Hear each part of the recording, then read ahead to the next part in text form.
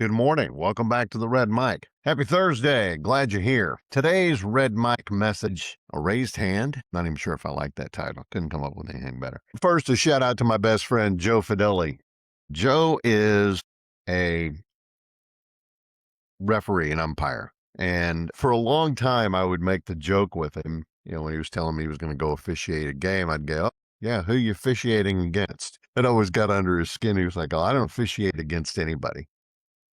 Here's a story of where I think the officials, they may have not been actively officiating against this team, but it sure seems to me like they had an axe to grind. Let's get a little bit more into it. And I actually saw this, initially I saw this as a tweet from RG3. If you don't know who RG3 is, that's on you, not me.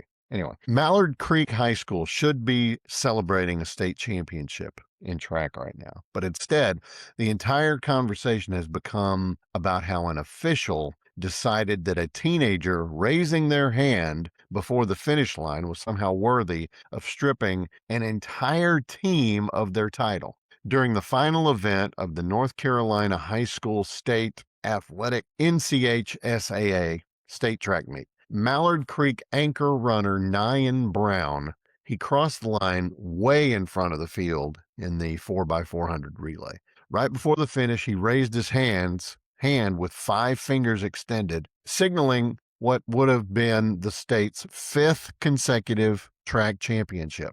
Officials called it taunting. The relay team was disqualified, Mallard Creek lost points, and the team lost the state championship by 2 points. Now, here's the paper trail versus the truth. You're going to have to figure out which you think is right. There is some context that didn't end up in the tweet, and I understand that. Officials with the NCHSAA say this was not an isolated incident. Earlier in the meet, Brown broke a nearly 20-year state record in the 300-meter hurdles. After crossing the line, officials alleged he flexed towards photographers and was given an official warning for unsportsmanlike conduct. Now, according to the association, that prior warning is the only reason the hand gesture during the relay triggered an automatic disqualification. But the story's messy. Mallard Creek's head coach and Brown both strongly deny that any warning was ever issued. The coach has publicly accused the officials of essentially fabricating the warning after the fact to justify the disqualification once the national backlash started. And I think this dispute matters. Now, if a warning truly happened, you can at least understand the rigid procedural argument that the officials are trying to make, even if you hate the outcome. But if no warning actually occurred, the situation looks a lot worse. You're talking about an institution retroactively building a paper trail to justify erasing an entire team's achievement. That's why the school has bypassed the athletic association entirely, and they've taken their appeal directly to the State Board of Education because they want to be recognized as co-state champions. Now, the reason this story exploded nationally, in my opinion, is because most people instinctively understand that common sense has to matter. I mean, think about the sheer scale of what was undone. Months of grueling training, summer workouts when very few people are watching. Endless conditioning systems, weight room hours, practices in the heat, ice baths, missed weekends, immense pressure, heavy expectations, and all of it erased over a split-second gesture that harmed absolutely nobody. I mean, rules matter. You know that I believe that in my heart. Sportsmanship matters. Discipline matters. But judgment should matter too. There is a massive, unmistakable difference between humiliating an opponent and expressing pure joy after accomplishing something extraordinary. This wasn't fighting, it wasn't profanity, it wasn't physical conduct, it wasn't interfering with another runner. It wasn't like he got in another runner's face and went, ha, ha, ha, ha, ha. He didn't do that. This was a kid celebrating during one of the biggest moments of his young life. I tried always very hard to never question calls. The only times I would get mad at officials and say anything at all is if it was pretty clear that they were ignoring things that were patently unsafe. A patent, a obvious horse collar or face mask or, a spear, things that could permanently injure a kid that I was coaching. It especially rubbed me the wrong way if they were being called one way. They were calling us for the, stuff like that, which we deserve. That's fine. But call it both ways there, Blue. Too many people in positions of authority have stopped asking, what is the purpose of this rule? Getting back to the Mallard thing. Instead, they only ask, can I find a way to enforce it? It's the wrong mindset.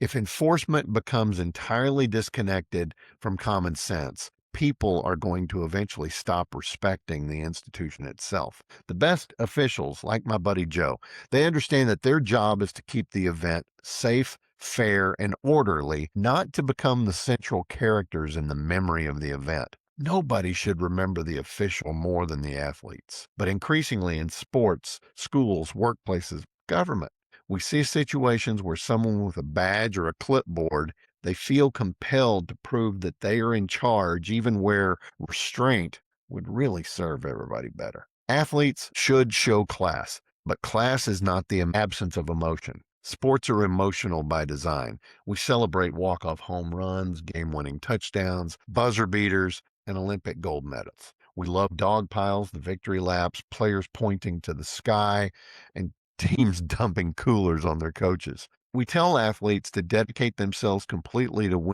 winning, and we glorify competitiveness and we romanticize passion. And I think we should. But then suddenly, when a teenager shows visible excitement at achieving, again, something extraordinary, adults clutch their pearls and start talking like he committed some kind of moral offense. That's foolishness. That makes no sense whatsoever. If a player is mocking an opponent directly, cheap shotting them, trying to humiliate another team, fine, address that. But if your enforcement creates a bigger injustice, enforcement has failed. Authority gives you the ability to punish. Wisdom is knowing when punishment serves no meaningful purpose. And that's today's Red Mike message. Shout out again to my buddy Joe Fideli up in Oklahoma City, and I hope things go the right way for Mallard. Sounds to me like they deserve it. Let me know what you think in the comments. I would appreciate that. Last few days, I've gotten a few trolls, which is kind of interesting. I'm going to respond when I can calmly. I'm going to take the higher road. Haven't blocked anybody yet, but I suspect that might happen. Anyway, I love you guys. Thank you for being here. I'll see you next time. And until next time, don't forget, as always, life is short. Drink the bourbon.